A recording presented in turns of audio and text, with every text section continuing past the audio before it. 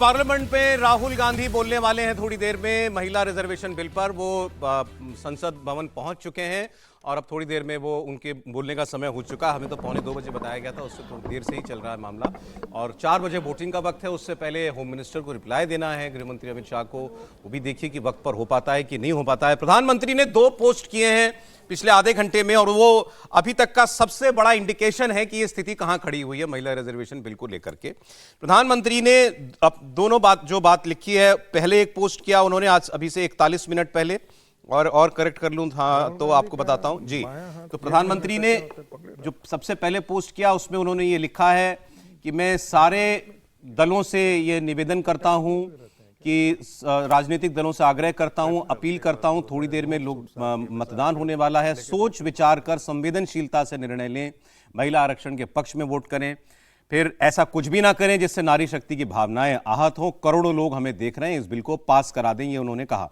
और इसके बाद दूसरे पोस्ट में उन्होंने कहा मैं सांसदों से कहता हूं। पहली अपील राजनीतिक दलों से थी, दूसरी अपील फिर एक मेंबर से थी।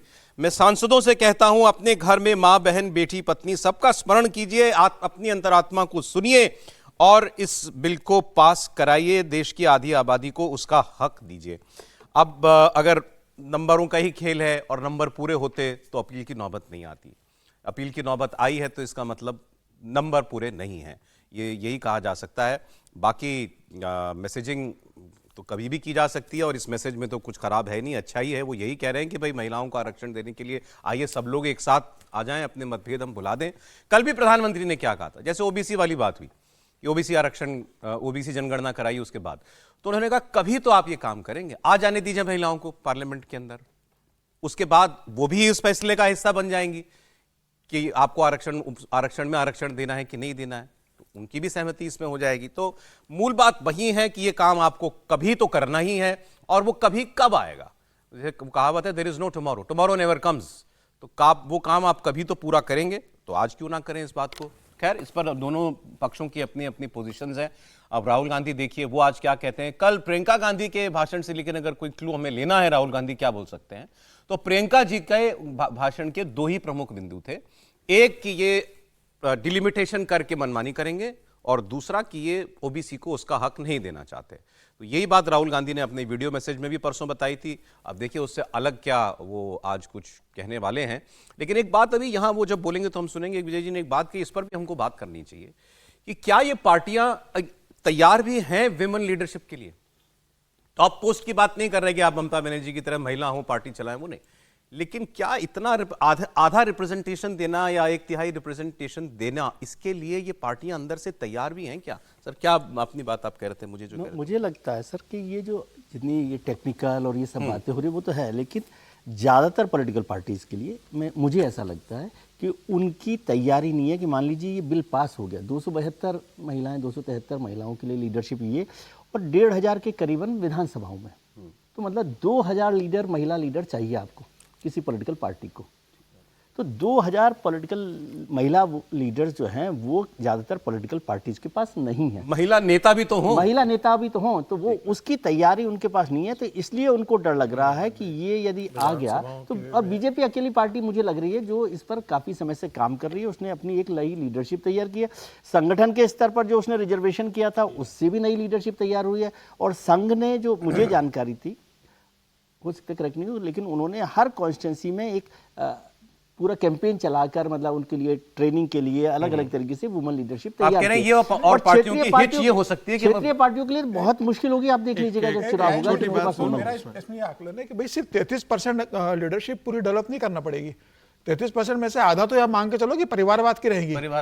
पत्नी नहीं है तो अपनी पत्नी को टिकट दे देगा, बहू को देगा। ये आधा तो होना ही होने वाला, चाहे वो रीजनल पार्टी हो चाहे नेशनल पार्टी हो। कम होगा ना, सिर्फ 50% लीडरशिप आपको डेवलप करना पड़ेगी। लेकिन मुझे लगता है ये ठीक है, जिस भी तरीके से हो रहा, महिला आरक्षण बिल पास होना चाहिए। और भारतीय जनता पार्टी, चूंकि भारतीय जनता पार्टी का संगठन बहुत स्ट्रांग है, क्षेत्रीय दल सिर्फ पुरुष वर्चस्ववादी, जितने क्षेत्रीय दल है सारे पुरुष वर्चस्ववादी है, महिलाओं का वहां कोई बहुत भागीदारी नहीं है। उनका जो महिलाएं वो घर की बहू है, घर की बेटी है या पत्नियां हैं, वही राजनीति सक्रिय है। किसी भी क्षेत्रीय दल ने, चाहे वो समाजवादी पार्टी हो, चाहे वो लालू प्रसाद की पार्टी हो, चाहे कोई दूसरी पार्टी हो, सबने अपने परिवार की महिला को ही राजनीति में बढ़ाया। सिर्फ भारतीय जनता पार्टी है जो तमाम समाज की सामान्य महिलाओं को भी राजनीति में आगे मौका देती है। ये अलग बात है कि राष्ट्रीय अध्यक्ष नहीं बनाया उन्होंने अभी 50 साल 75 साल में कोई राष्ट्रीय अध्यक्ष भारतीय जनता पार्टी और जनसंघ का नहीं बना, ये अलग मुद्दा है। और 21 राज्यों में सरकार है, वहां पर एक सर एक खबर मैं दे दूं, लोकसभा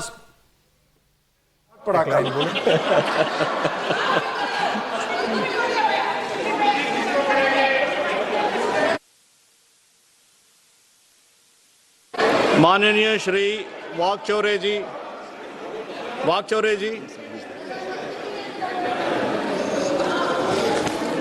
सर मुझे आपने बोलने का लोकसभा स्पीकर से कांग्रेस के नेता प्रियंका गांधी और केसी वेणुगोपाल की मुलाकात हुई है। ये एक अभी का अपडेट मैं आपको दे रहा हूं। केसी वेणुगोपाल और प्रियंका गांधी लोकसभा स्पीकर ओम बिरला से मिले हैं और किरण रिजिजू अभी कुछ बात कह रहे थे पार्लियामेंट में, वो मैं आपको सुनाता हूं, यहाँ सुना दीजिए। तो कल इन्होंने कानून मंत्री का जिक्र किया। कानून मंत्री ने अपना पत्नी को डेडिकेट करते हुए एक कविता पढ़ाया। इतना तकलीफ हुआ हम लोगों को, इतना डांट मिला कल कि कानून मंत्री अपना पत्नी के लिए कविता कर सकते हैं, आप लोग क्यों नहीं करते हैं। मुझे तो पर्सनली बहुत डांट पड़ा कल।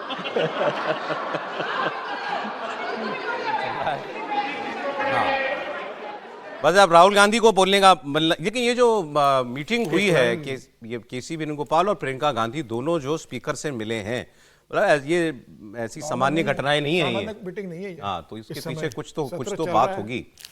भाई केसी वेणुगोपाल को आप नंबर 3 मानिए इस वक्त लोकसभा में कांग्रेस पार्टी का, प्रियंका जी को नंबर 2 कह दिया सर मैंने। नहीं, ठीक किया ना, तो नंबर 3 है। वैसे भी बेचारी नंबर 2 ही हैं, जबकि सब कहते हैं कि अच्छा बोलती हैं, अच्छे से बात रखती हैं, लेकिन फिर भी महिला हैं तो नंबर 2 हैं। राहुल जी पुरुष हैं, कांग्रेस के नंबर 2 नंबर 3 लोकसभा में वो स्पीकर से मिले, क्या बात हो सकती है? क्या कोई मिडिल ग्राउंड? अभी भी ये सब वोटिंग से पहले हो रहा है, थोड़ी देर में वोटिंग होनी है बिल पर। नहीं, लेकिन अगर कल का प्रधानमंत्री का स्पीकर के साथ मिलने का कोई मायने, कल का प्रधानमंत्री का भाषण सुने, ठीक है, प्रधानमंत्री ने अपने लिहाज से कहा और चूंकि वो जानते थे कि उधर ही डिबेट जाएगी तो उन्होंने कह दिया कि भाई आप विरोध करेंगे तो उसका लाभ मुझे मिलेगा, लेकिन अगर सब साथ आ जाएं तो किसी को लाभ नहीं मिलेगा। और ये ठीक बात है अगर ये सर्वसहमति से पारित हो जाए। और मेरा ये मानना है कि आपको जो भी चीजें करनी है, आप डिलिमिटेशन में, जैसे ये सरकार तो खुद ही बहुत कॉशियस है क्योंकि इसको तो दक्षिण में भी जाना है। अब पता नहीं क्यों कांग्रेस और सारे नेता मान चुके हैं कि उत्तर भारत की जनता उनको वोट नहीं देगी, जिस तरह से उत्तर भारत के विरोधी दिख रहे हैं, लेकिन भाजपा तो उधर भी जाना चाह रही, तो वो तो कर रहे हैं। उससे इतर आप जरा सोचिए, क्या ये श्रेष्ठ दृश्य नहीं होगा कि सारे लोग कहें हमारे ये ऑब्जेक्शन है, लेकिन चलिए मैं इसको दूसरे तरीके से आपसे पूछता हूं। देखिए, जब कहीं कोई आपको टसल तोड़नी होती है या जहां बात फटक गई हो तो कुछ कंसीड करना पड़ता है। कंसीड करना। अब अगर आप ऑपोजिशन से कह रहे हैं तुम पूरे इधर आ जाओ, नहीं होगा। सरकार को कुछ देना पड़ेगा, इतना हम तुम्हारा मानते हैं, बाकी तुम हमारा मान लो। क्या है ऐसा सरकार के पास ऑफर करने के लिए इस सिचुएशन में? है कुछ सर? मुझे लगता है कि सरकार को अभी इस पर एक बार और बात करनी चाहिए सबके साथ, और कंसीड करने के लिए कुछ नहीं है कि डिलिमिटेशन को छोड़कर कि भाई किस तरह से कर रहे हैं, और वो मुझे संभावना बिल्कुल नहीं लग रही कि 543 सीटों पर सरकार आ जाए। एक यही दिखाई देता है कि भाई हाँ, वो कहते हैं कि वो अभी एक तो सरकार तैयार नहीं होगी और सरकार आ जाएगी उस पे सर, नहीं, सरकार उसके लिए तैयार नहीं होगी, और सरकार तैयार हो जाए तो एमपीज तैयार नहीं होंगे सर। वो बहुत बड़ा ऐसा बड़ा, उसके लिए भी तो थोड़ा होमवर्क करना पड़ेगा ना सर। बहुत बड़ा इशू है। अगर 543 पर होना होता, विपक्षी सांसदों से अपील कर रहे हैं, अपने सांसदों से अपील कर लें कि भाई 543 में दे रहा हूं, कर अपनी पार्टी को कन्विंस कर क्यों अपील कर ले? ये बड़ी विचित्र स्थिति हो गई कि दक्षिण भारत का दबाव आ जाए तो आप कहें कि सीटें दे दो, आप कहें कि 543 पे कर लेंगे। 1976 से 2026 आ गया भाई, क्यों कर लेंगे? उसकी कोई एक लॉजिकल वजह तो सिर्फ इसलिए कि विपक्ष कह रहा है कि नहीं हम नहीं मानेंगे, ऐसा हो सकता है क्या? हम तो हाइपोथेटिकल बात कर रहे हैं। नहीं, हम भी तो मतलब उसके लॉजिक तो आनी चाहिए ना। हम ये कह रहे हैं कि क्यों मानना चाहिए? बिल्कुल नहीं मानना चाहिए। सीटों का बढ़ना जरूरी है, और देश को आप अगर लोकतंत्र के लिहाज से कह रहे हैं, लोकतांत्रिक व्यवस्था में अंडर रिप्रेजेंटेशन बहुत खतरनाक है।